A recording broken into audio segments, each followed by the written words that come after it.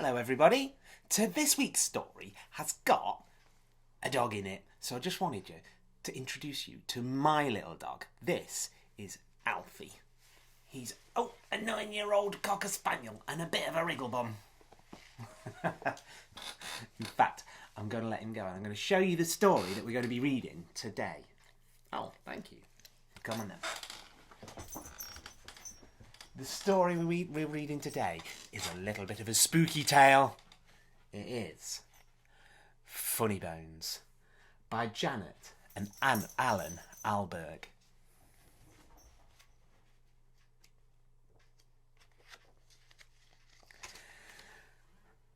This is how the story begins.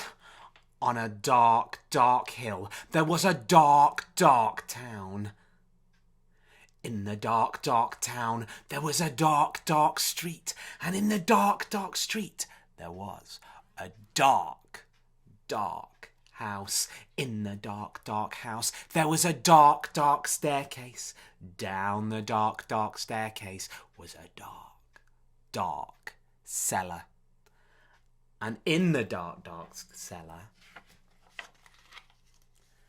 some skeletons lived. There was a big skeleton, a little skeleton, and a dog skeleton. One night, the big skeleton sat up in bed. He scratched his skull. "What shall we do tonight?" he said. "Let's take the dog for a walk," said the little skeleton. "And frighten somebody." "Good idea," the big skeleton said. So the big skeleton, the little skeleton, and the dog skeleton left the dark, dark cellar, climbed the dark, dark staircase, and stepped out into the dark, dark street. They walked past the houses and the shops. They walked past the zoo and the police station. They went into the park. The big skeleton scratched his skull. "What shall we do now?" he said. "Let's play on the swings," said the little skeleton. "And throw a stick for the dog and frighten somebody." "Good idea," the big skeleton said.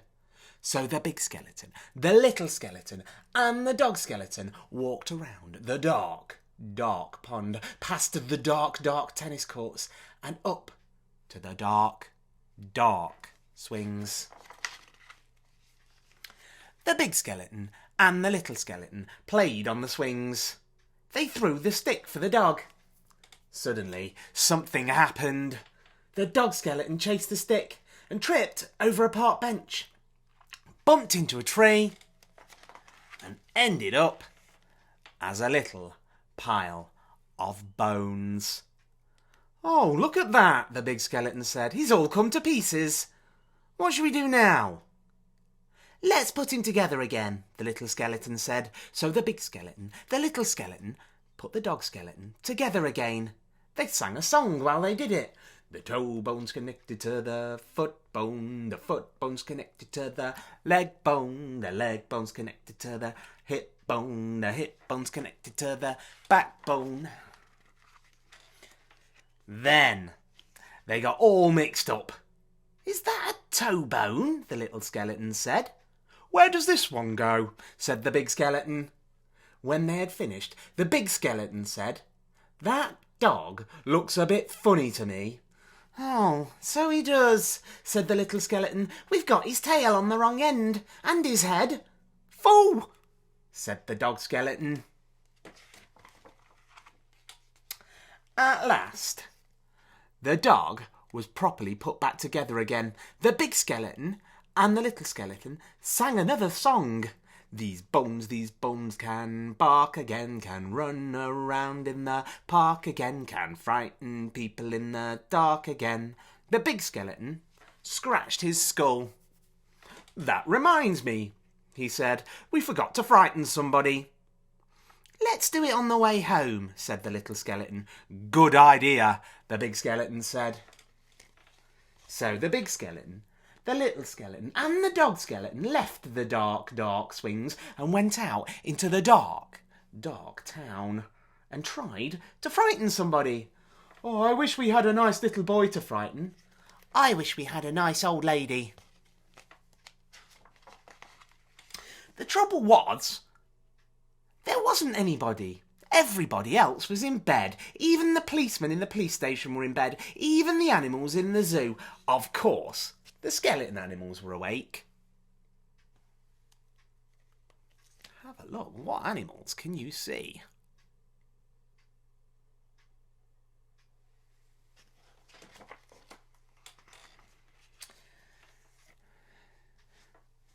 Gee up, Nelly. Good evening, all. Who's a cheeky boy, then? Have a cup of tea, pretty Polly. Put the kettle on, Mother. Let's have a ride on the elephant, Skeleton, the little skeleton said. Let's have a word with the parrot, Skeleton. The big skeleton scratched his skull. Oh, let's keep out of the way of the crocodile, Skeleton, he said. When they were back in the street, and when they still couldn't find anybody to frighten, the big skeleton said, "What shall we do now?" The little skeleton this time scratched his skull. Let's frighten each other, he said. That's better than nothing. Good idea, said the big skeleton. I'm going to get you. Gotcha. Boo! So after that, the big skeleton frightened the little skeleton skeleton frightened the big skeleton and the little skeleton frightened the dog skeleton, and the dog skeleton frightened them. Meow! Woof! Ooh, help! They hid round corners and frightened each other. They climbed up lampposts and frightened each other. They jumped out of dustbins and frightened each other. All the way home. And that is how the story ends. On a dark, dark hill, there was a dark, dark town.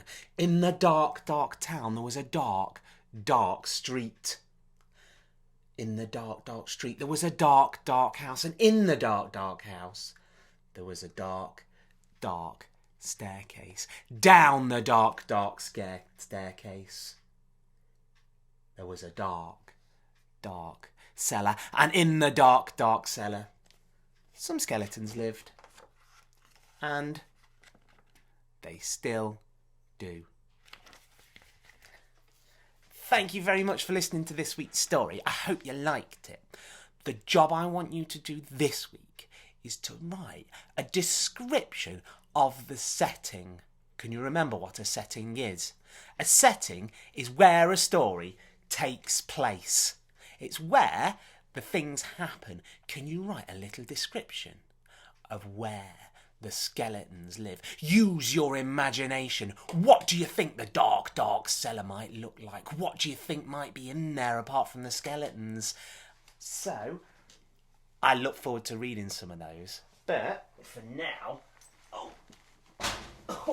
I'd like to say thank you very much for those of you that sent work this week, and I look forward to reading some more. Oh, I told you he was a wriggle bum.